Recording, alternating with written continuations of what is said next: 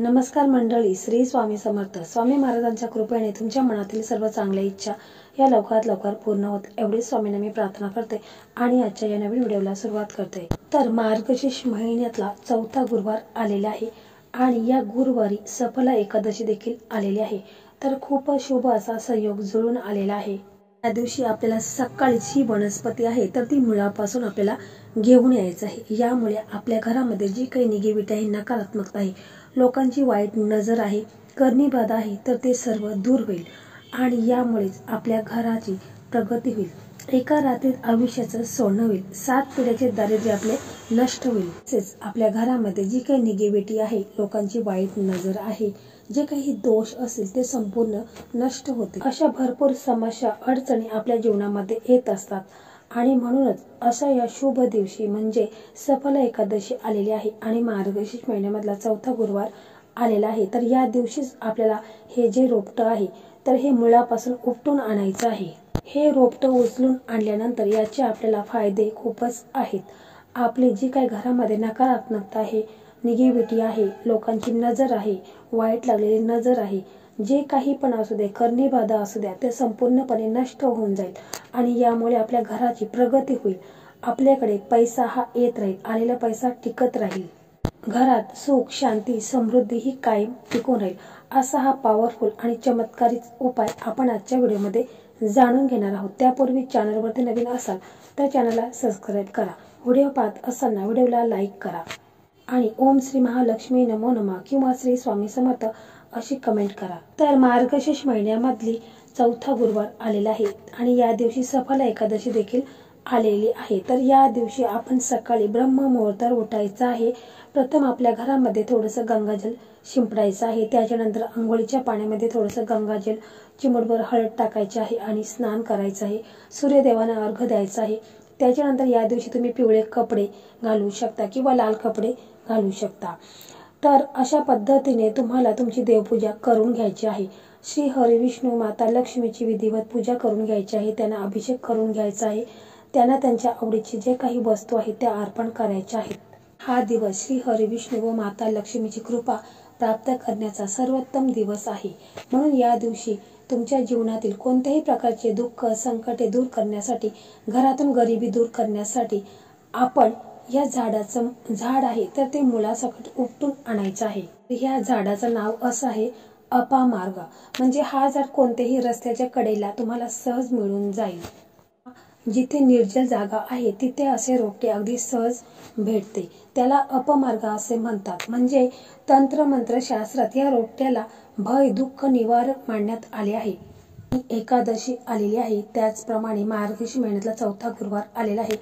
तर यामुळे ह्या अपमार्ग रोपट्याची जी क्षमता आहे ती कोट्यावधी पटीने वाढते अशी मान्यता आहे आणि म्हणून हे रोपटे आहे तर ते आपल्याला मुळासकट उपटून आणायचं आहे. हे रोपटे आणत्यावेळेस आपल्याला एक काळजी घ्यायची आहे.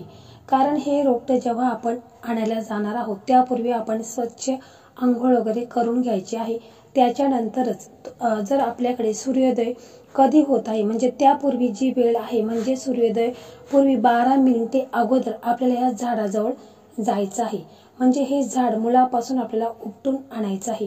त्यानंतर आपण ते घेऊन आपल्या वास्तूत म्हणजे आपल्या घरी यायचं आहे. कारण काही वास्तुदोष देखील असतात. सूर्योदयानंतरचा 1 तासाच्या आत हा उपाय आपल्याला करायचा आहे. तर आपल्याला हा उपाय करण्यासाठी आपल्या घरामध्ये जी आपली कर्ता पुरुष आहे किंवा कर्ती महिला आहे तर तिच्यावरून पहिल्यांदा आपल्याला 3 वेळा हे उतरून घ्यायचं आहे. कारण बघा, त्यांच्या डोक्यावरती प्रचंड कर्ज असेल, दुःख असतील, अडीअडचणी असतील, या सर्वातून त्यांची मुक्तता होईल आणि घरातून जी काही गरिबी आहे, दारिद्र्यता आहे, अलक्ष्मी आहे तर ती दूर होईल. यासाठी हा खूप महत्त्वाचा उपाय आहे. तर हा उपाय आपण करायचा आहे. घरातील कर्ता पुरुष असू द्या, कर्ती महिला असू द्या, त्यांच्यावरून आपण हा उपाय करायचा आहे. तर हा उपाय आपल्याला सकाळीच करायचा आहे. जेव्हा आपण हे झाड मुळासकट उपटून आणू म्हणजे सूर्योदयापूर्वी 1 तासातच आपल्याला हा उपाय करायचा आहे.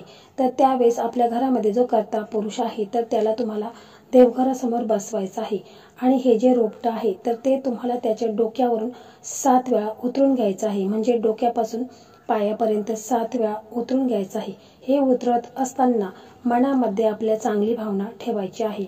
की जर हा उपाय तुम्ही तुमच्या मिस्टरांच्यावरून करत असाल तर तुम्हाला म्हणायचं आहे की माझ्या मिस्टरांच्यावर कोणत्याही प्रकारचं कर्ज राहिलेलं नाही, कोणतेही शत्रुपीडा नाही, संकटे नाहीत, दुःख नाहीत, अडचण नाहीत, संपूर्ण समस्या ह्या दूर झालेल्या आहेत.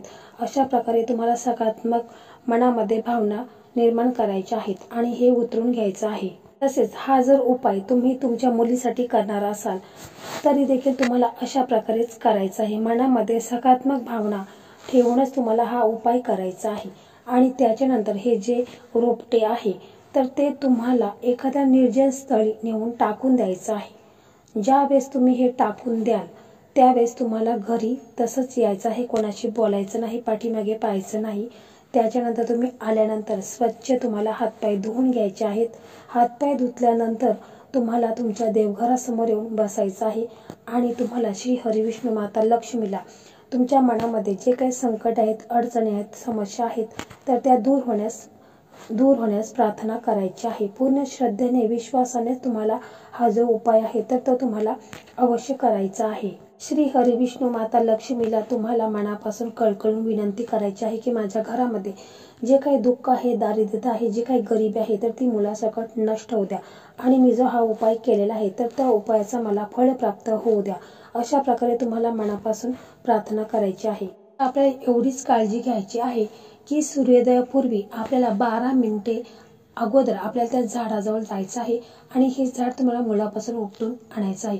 हे झाड आहे तर ते रोडच्या कडेला कुठेही तुम्हाला सहज मिळून जाईल आणि आणल्यानंतर अशा प्रकारेच आपल्याला त्याचा उपाय करायचा आहे.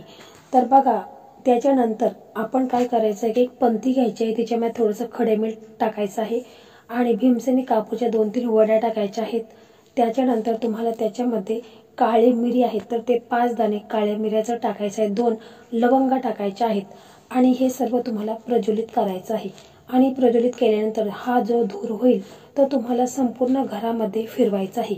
यामुळे तुमच्या मार्गामध्ये जे काही अडथळे आहेत, संकट आहेत, जी काही दारिद्र्यता आहे, गरिबी आहे, अलक्ष्मी आहे तर ती घरातून बाहेर निघेल आणि तुमच्या घरामध्ये सुख, शांती, समृद्धी ही कायम टिकून राहील आणि यामुळे तुमच्या घराची प्रगती होईल, तुमच्या मुलांची प्रगती होईल, पतीची प्रगती होईल, घराची भरभराट होईल. तर असा साधा आणि सोपा उपाय तुम्ही अवश्य या मार्गशीर्ष महिन्यामध्ये 4थ्या गुरुवारी अवश्य करून पहा. तुम्हाला 100% लाभ हा होणार आहे. तर मंडळी, अशा प्रकारे आजचा हा व्हिडिओ होता. हा व्हिडिओ तुम्हाला कसा वाटला कमेंटमध्ये नक्की सांगा. व्हिडिओ आवडला तर व्हिडिओला लाईक करा, शेअर करा आणि चॅनलला सबस्क्राईब करा. धन्यवाद.